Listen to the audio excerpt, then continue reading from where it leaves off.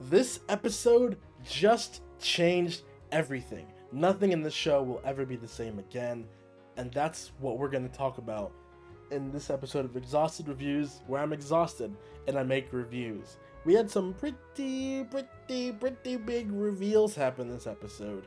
And I know we saw it you see it in the opening for the anime, so I don't know why people were so confused that Lois Lane found out Clark was Kent Superman. That Clark Kent was Superman pretty early on, because they showed in the opening. They showed this scene actually of them standing on the obelisk, of Jimmy and Lois standing on the obelisk with Clark powering up as Superman. So finally, they get to see the obelisk. We don't get to see the interaction with the parents. I would have loved to have seen Lois Lane meet Mama Kent. That would have been a really fun interaction that we missed out on. But I'm fine with it for now, because we did get a lot of other things. So yeah, he goes here to reveal his secret to them. Jimmy is just losing out because, you know, he's flame birded and stuff. So he is actually like into all this alien stuff. Bro is literally just having the time of his life. Look at him. He's just having a blast. The obelisk is literally taking him for a ride. And the reason so it's good that he's able to get out and get ahead of this. We don't have to do this whole Superman song and dance. You know, they reintroduce each other as Lois Lane and Super Sexy Superman. And like, it's so refreshing that we're done with the whole I don't want to reveal my identity to the people I love. So it's good that we're done this. It's out of here. Goodbye. Farewell. I will not miss you trope of hiding a secret from a loved one and lying being an issue. It happened once. We're done with it. So, but this episode leads into their first date. So that's why he took her there to have a first date. Oh my god, this is a crazy still frame. They're both actually, I love how they're both freaking out about their first date together. Clark is over here trying to be extra, planning everything down to the freaking 5-minute marks, 31 minutes. Like, dude, you really gotta chill. So I love that Clark is just a bumbling mess, and Lois kind of is too. Lois is also, she has her own little, you can see it in the background, right? She literally has her own murder board going on too. So everyone is just crazy. Everyone is just a little wild. Clark and Lois definitely have the same chaotic energy. They're very deserving of each other, because Lois Lane is a fun, excitable young woman, and Clark Kent is a strong, supportive man. So they just blended together very well. And then we get, man, our antagonist for this episode. It's literally Mr. Mxyzptlk. Y'all, I don't even know if you guys know who Mr. Mxyzptlk is. I'm gonna give you guys a quick lesson in Mr. Mxyzptlk, right? So here's Mr. Mxyzptlk. We're gonna use base DuckDuckGo. So this is Mxyzptlk. He is a freaking weirdo. Apparently he was an arrow? What? No way. That's hilarious. This is what he usually looks like. You know, some people have seen him with him. His hat has always been iconic. It's been an iconic look for him. You may also know him as Batmite. They're similar creatures. I think Batmite is from the same universe. He's from the Brave and the Bold. Batmite is like the same species as Mxyzptlk, or their power is basically reality warping. But if you remember Teen Titans, you remember Larry, this guy right here. So this is basically also the same species. So this kind of trope in superhero cartoons is not a new thing. I mean, the one Mxyzptlk was from the Superman 90s cartoon. So like, this has always been a DC thing. DC has always had some kind of weird. He's literally what Loki should have been after after Endgame. He's literally like Loki's character before Endgame, just like a devious little trickster. So he gets Superman away from the family. I say his family, but it's Lois Lane. So I really want to skip a lot of the middle of the episode, because it's mostly just setting up the means for the ending. I'll go through one scene, because so Lois, we see that Lois, Superman thinks Lois is getting kidnapped. You can see it in that last screenshot we were on, of, you know, him. He saw like Lois Lane. He tricked her he's showing her basically a portal of her being like literally kidnapped by interdimensional criminals. So, maybe I should have put this in my Yo, actually, maybe this should be in my thumbnail. Holy snap. Yo, actually, hold up. Hold up. This is going in the thumbnail. I'm sorry, y'all, but like this is hilarious. I totally forgot about this. You know I'm getting the clickbait in there too. But as it turns out, Lois actually was not kidnapped by evil bad guys. It's literally a society of Lois Lanes and Jimmy Olsen.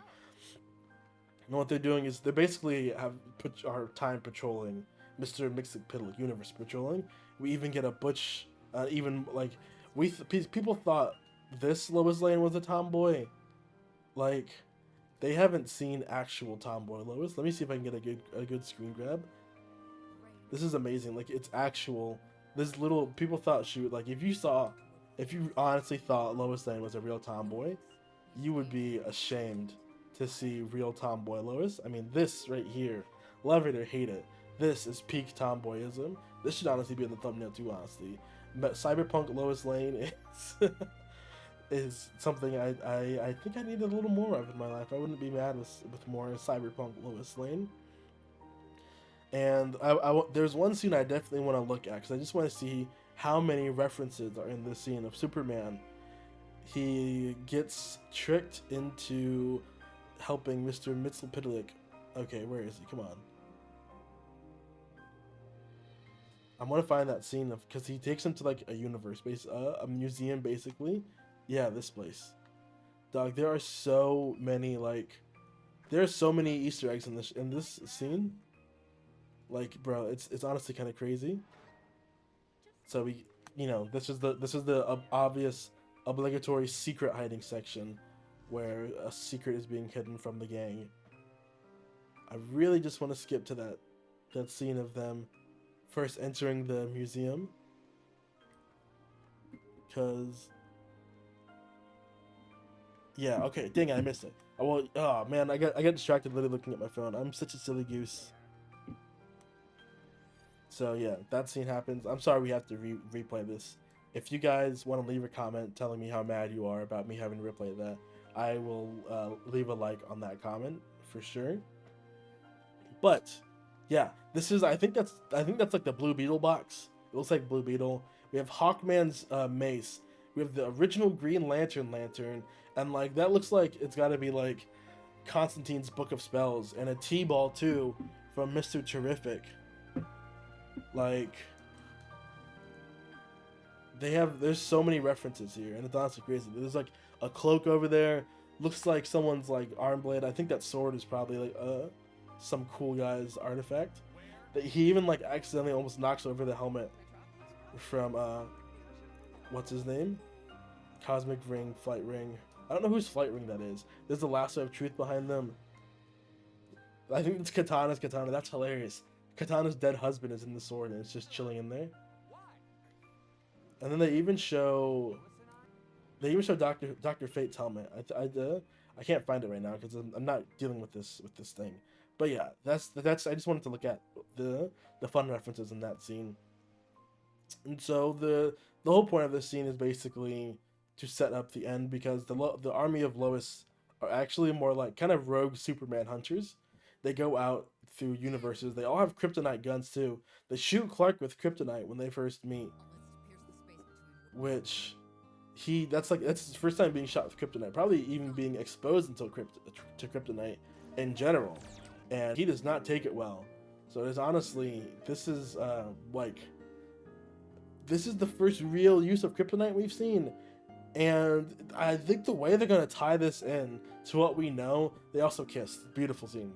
But this is a good actually scene to talk about what's coming up next, because we all know that General Lane's dad, or Lois Lane's dad, is the general. And I think this is going to be how he gets kryptonite, is from this piece that Lois now has on Earth, because I don't think there's been any sort of kryptonite on Earth. But now that this Superman, I wouldn't be surprised if her dad comes to visit and sees she just leaves the orb laying around with the kryptonite or whatever, because the story needs to happen. And then you know, it's Dunzo's, because she sees at the end. I kind of spoiled the ending of the episode, but they get back from their date, and she gets a piece of kryptonite. She gets a piece of kryptonite from the orb, and it's insane.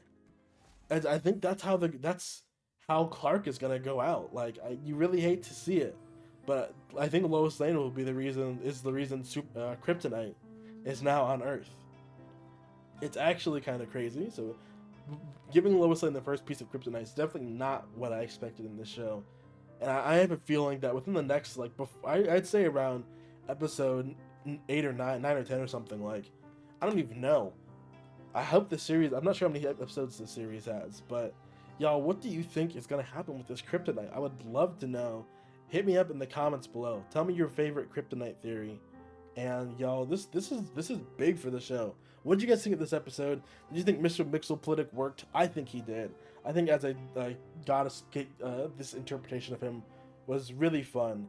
He's literally just Loki, but cooler. And the whole multiverse thing that they folded in, they really went big with this episode.